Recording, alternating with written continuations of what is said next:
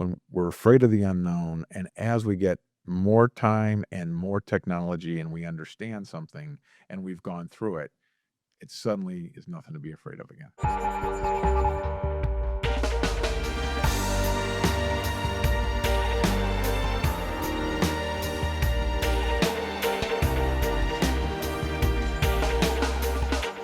Welcome, everyone, to this edition of We Are Not Alone. May K. Beeler here with Queen City News.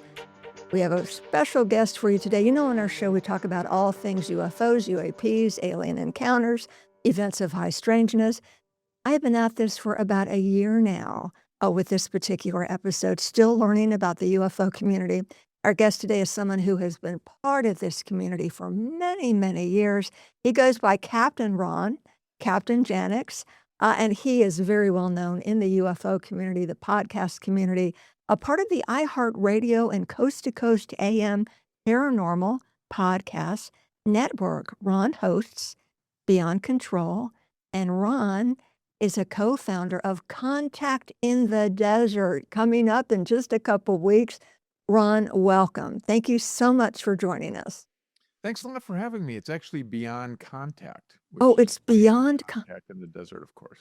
Beyond Contact in the Desert. I have been fascinated by this for years, and it seems like Contact in the Desert is really huge now. Tell us about how this got started and what it is and why people should go.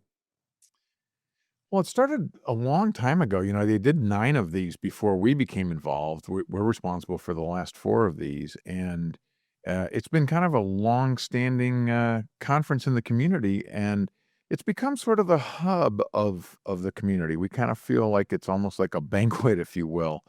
And this conference has always sort of leaned into the scientific end of things and a little bit more rational thought and academic study of the subject, as opposed to some of the more outlandish ideas, which this community is full of. You know, we try to cover everything, but we definitely lean into the scientific aspects of this. We have a lot of PhDs that come to our conference, and we look at it like a scientific academic conference that's a lot of fun. You know, you have a lot of really big names. And I have to tell you, I'm going to be honest with you. A couple years ago, when I found out about this, I wanted to go. And as a journalist, pilot, I asked my news director, and he said, no, those people are weird. He doesn't feel that way now. But no, you have these really big names, very well respected in the community. So I know the stigma is still out there. It's not as bad as it used to be, but this is not a convention where people show up in Star Trek outfits and Mark and Mindy clothes. Not at all. Yeah. It's very much an academic, scientific exchange of ideas, and we're really trying to move this forward. You know, we've got all these different bases covered, from military witnesses to propulsion systems to astronomers. We're looking at all aspects of this phenomenon. Ron, how did you get into this? I know you've been in this community for many years. You have interviewed a lot of big names, and we're going to talk about that shortly. But how did you get involved? Are you an experiencer? No, I've had no experiences myself. I did have one sighting that I consider a UFO sighting. It wasn't like a ship or craft or anything, but I saw basically what looked like a sun to me that traveled across the sky in like a flight path, and there was no sound. Very weird, very unique. Not UFO saucery, but just this basically looked like a little sun the size of an airplane that went right over our head and right by. So I did have that, but I've never had any other sort of experience myself. But I've been researching this topic since about 2012 and taking a pretty deep dive on it. We started a podcast. I joined Truth Be Told around 2013 and became involved by doing that podcast. And by the nature of doing a podcast, you start researching these things every week. So each time we have a new speaker on, I read their book and I studied what they looked into and I watched their lectures, and just sort of been doing that over and over now for 14 years or so. So just by the nature of that, you start gaining a lot of knowledge in these areas. So, Ron, the more I know, because I'm like you, but not with all that experience, but I've been studying and reading the books too. And the more I know, the more I don't know. Well put. Well put. I love that. I've been saying on podcasts lately, this is one of those topics where the more you know, the more there is to know. Yeah. Yeah. And I have to be honest with you, I don't know what to believe anymore, and I do have an open mind, and I have had paranormal experiences and metaphysical experiences, but I have not seen a UFO. I have not had an alien encounter, but I do have an open mind. I do believe the people I've interviewed. And I would feel maybe that's the way you feel as well, but over the years, you have interviewed so many people. How has your perspective changed? What was your belief before you started interviewing all these people, and what is your belief now regarding non-human intelligence? Well, I've always been sort of right in the middle on this. I've always been very genuinely open-minded with genuine healthy skepticism. That's really kind of my lane. It's been my lane this entire time. I will say that in the last couple of years, I have moved more into believing some of these things now because just the preponderance of evidence and so many people telling you this to your face and so many people believing it and it having such a profound effect on their life. I definitely think there's something to it. I do also always strongly recommend that we, be very cautious and careful and not jump to these conclusions or say, "Oh my god, there's a light in the sky. That's a UFO. That's an Yeah. alien." Let's I that drives me crazy. That should be our last guess as to what that is.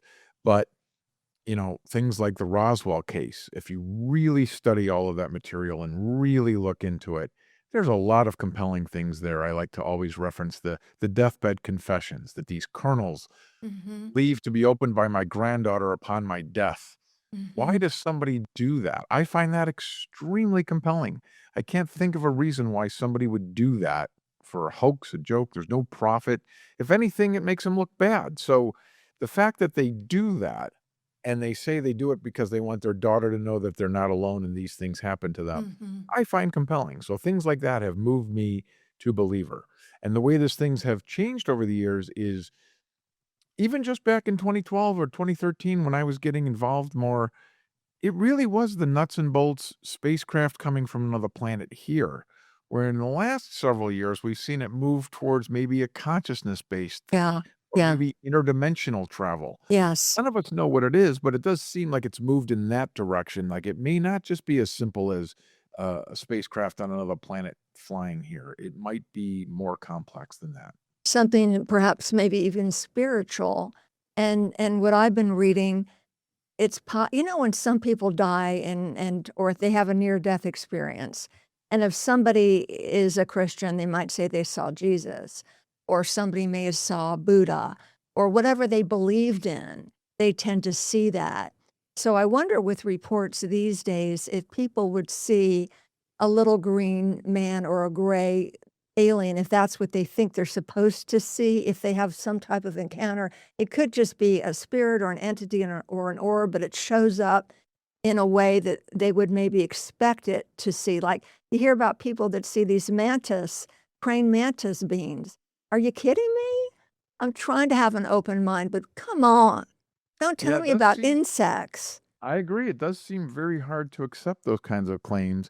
What I find fascinating, there's a guy named Joshua Cutchin who's speaking at our conference, who, if you look back 1,000 years ago, there are old tales of what they called fairies from the trees, that the fairy Mm, people, the mhm, fairies that interacted with these people. If you read those accounts now, they sound eerily similar to a modern day UFO contactee experience, almost identical.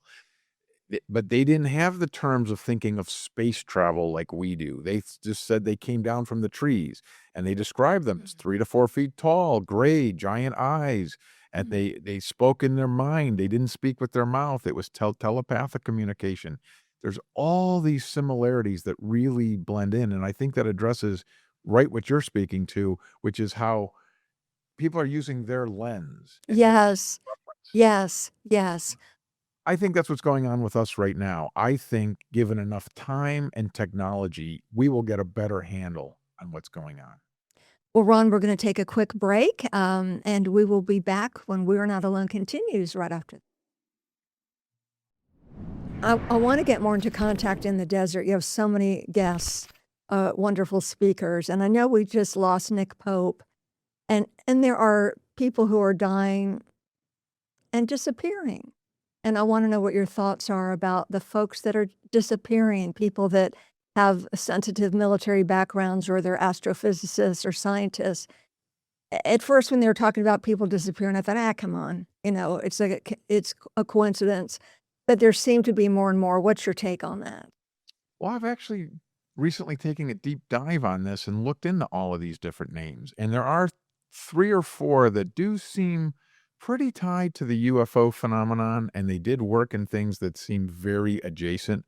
Of course, we don't know that they were working on UFOs because they don't have an official UFO lab, but, many of those names, really, it's kind of a stretch, in my view, to associate them with the UFO phenomenon. Just because Mm, they're a scientist or they worked at a lab, we're talking about a dozen people over a 4-year period. okay. That's a Okay. long time. A lot of Mhm. people do go missing. Things happen, and we're talking about a large number. So I don't feel that it's necessarily as nefarious as people are liking, making that association. Mhm. But in Mhm. fairness, I will say this, there is a history in the UFO community of people being threatened, of warned. We've heard that sworn testimony from, Jeffrey Nusatelli, from Dylan Borland, just in the fall. They said they were flat out threatened. Their jobs were threatened. Their lives were threatened.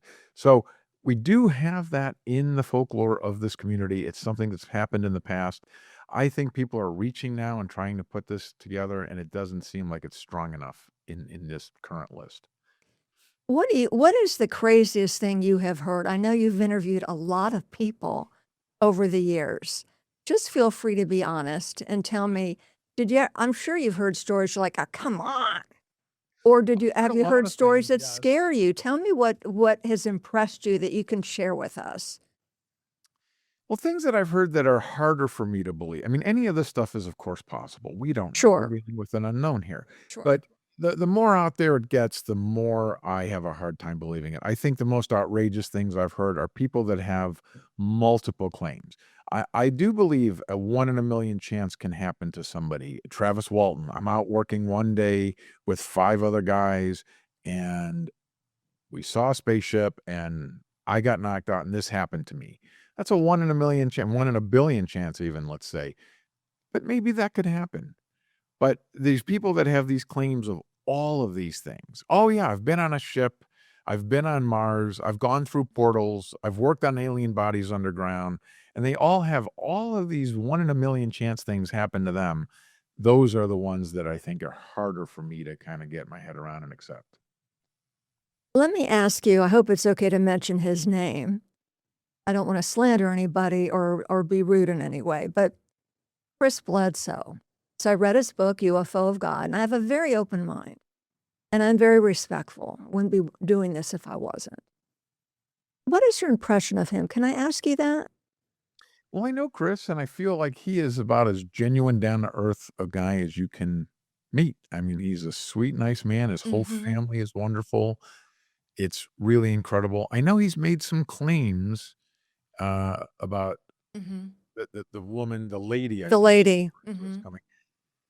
Yeah, I don't know. What they think when they put these hard dates on things, because I think that opens people up to a lot more scrutiny.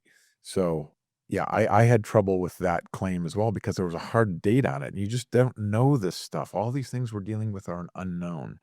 But I've known their family. I think they're very, very genuine, real people. Like you hang out with them, and they're regular people, Yeah. salt of the earth people. But, And Ron, I just wonder, no disrespect intended, but sometimes when people are in a business like this, they are expected to say more and more and more and more.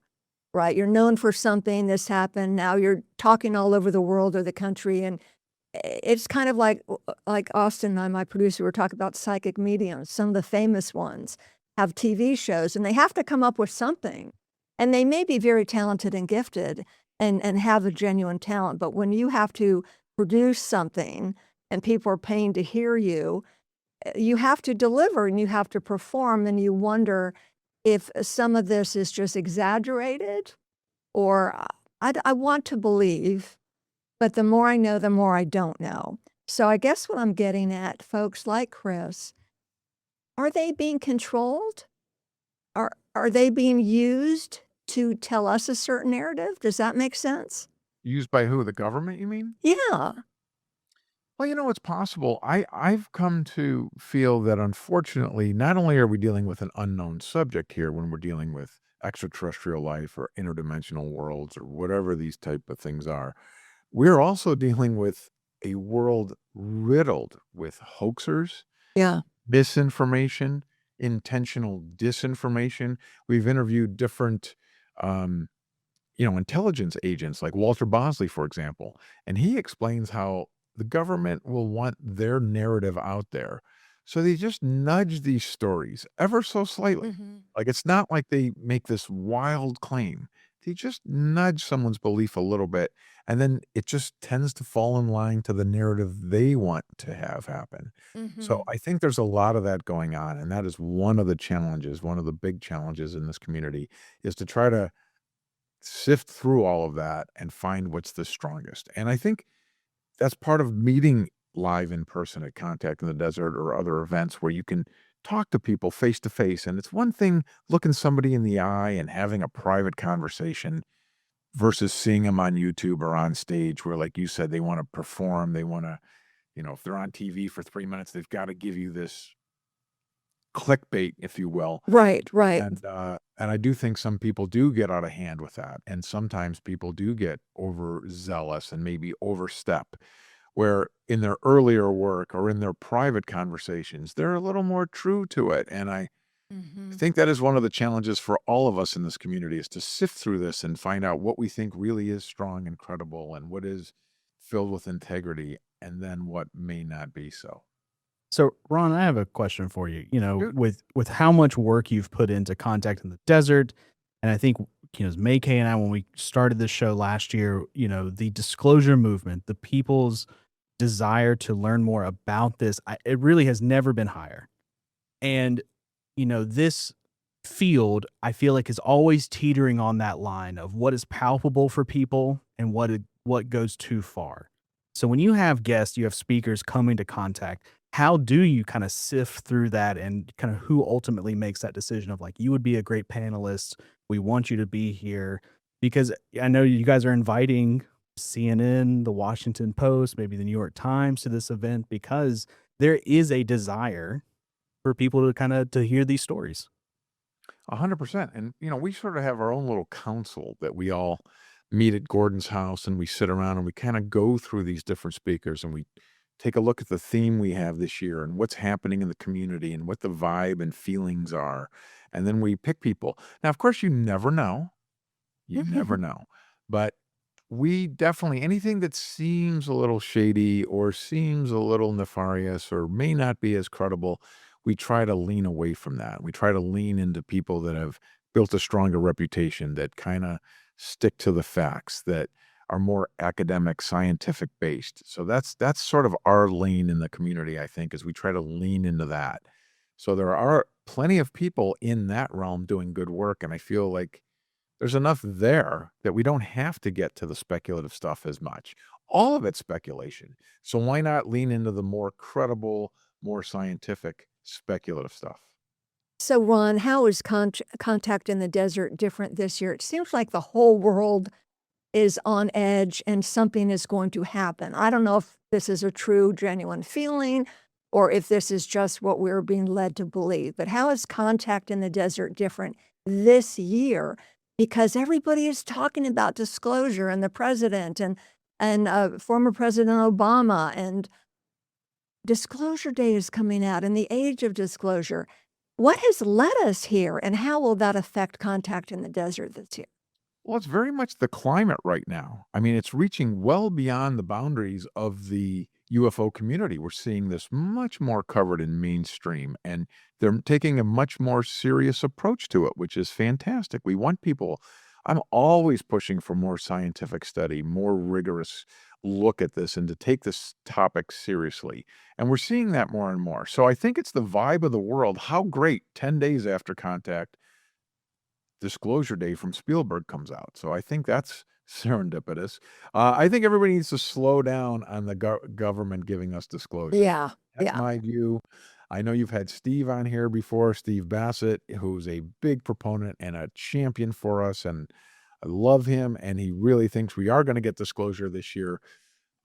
Official big D disclosure, as Yeah. he phrases it, I feel is a long way off. I don't see Mm. any reason for the government to officially disclose this. I think the people you're hearing in the government talk about this aren't the people that really know anyway. Yeah. I Yeah. think this is a very tight-knit, lockdown, special access project somewhere.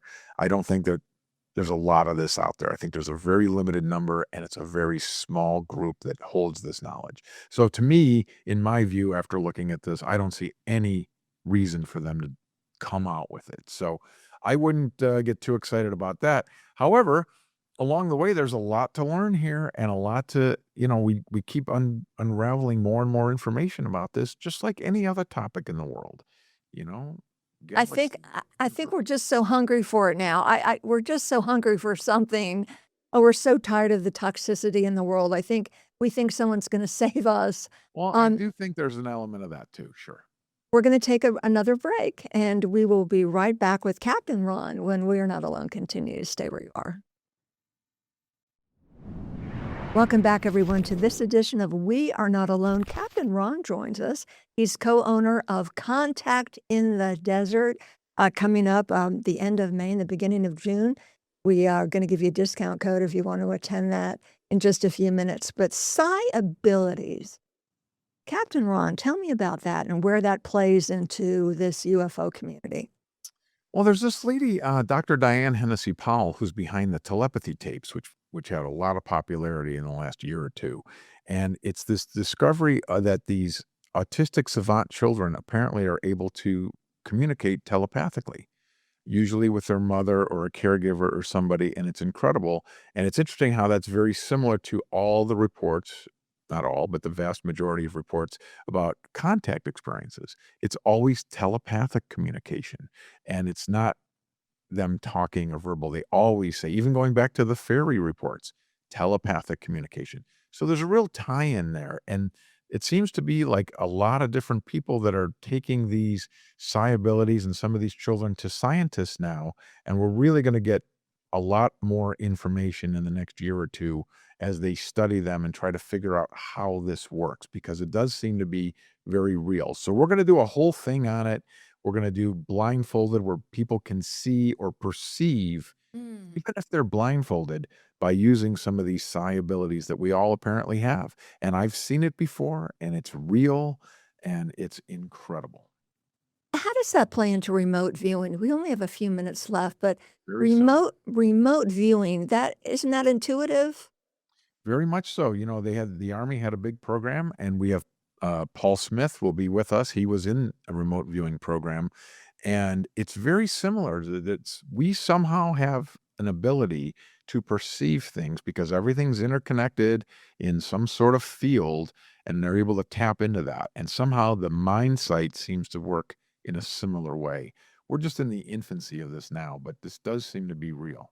But remember back in the day, you're probably too young to know, and I'm old, but ESP was a big deal. And I know my mother and I had a connection, and I have connection with certain family members where we can, we know what each other are thinking. Like you said, we all probably have this skill. Maybe some of us are not so afraid of it. I think there's fear out there. Some people are afraid to tap into certain things. They think it's evil or it scares them. Do you think that's true? 100%. Same thing with these topics. They're afraid of it. And they do think, like you mentioned, it could be spiritual. It could have to do with the after death. The vice president said he thinks it might be demonic. Yeah. So there is this inbred, grounded within us, this fear of these things. But I think that's why let's get together. Let's talk about these things. Let's put them out in the open and take a look at them. Because just like everything that we were afraid of 1,000 years ago, volcanoes or whatever, we Mhm. overcome that as we understand them. And I think that's what's going to happen with this community and with UFOs and with alien contact. As we learn and understand it, we will be able to accept it. So this is in California near Palm Springs. Yep, For we're right in people, Coachella Valley on May 28th through June 1st. It's a 5-day event. And this 5-day event will change your life. It'll open you to a whole new set of ideas and perspectives and give you a quick education on all of these topics in a quick 5 days. And I know you have some wonderful speakers lined up. So people obviously pay admission, but they can get a discount. Captain 10, is that correct? Tell me about that.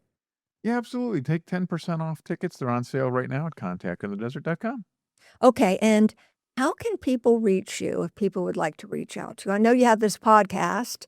Yeah, we have Beyond Contact on the Coast to Coast AM network. And you can reach me. Everything's on contactinthedesert.com. Everything's there. All of our stuff. We have a blog. We have the podcast. We have all of our socials on there. So that's the best place to go. Okay, before we say goodbye, for people who are afraid, so Disclosure Day looks creepy.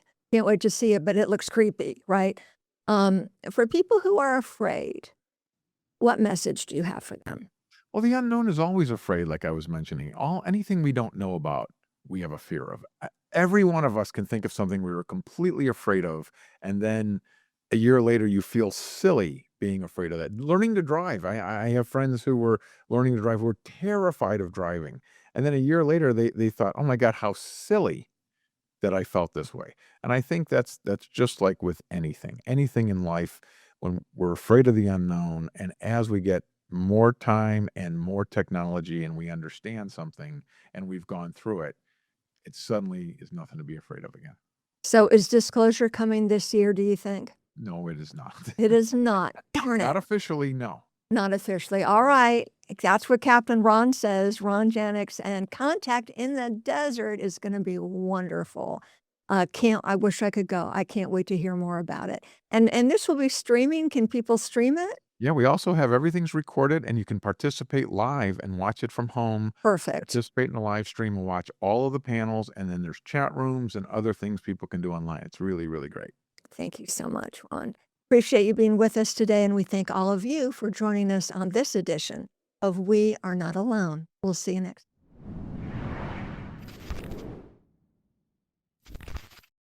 Queen City News Plus. Just search Queen City News on your smart TV's app store.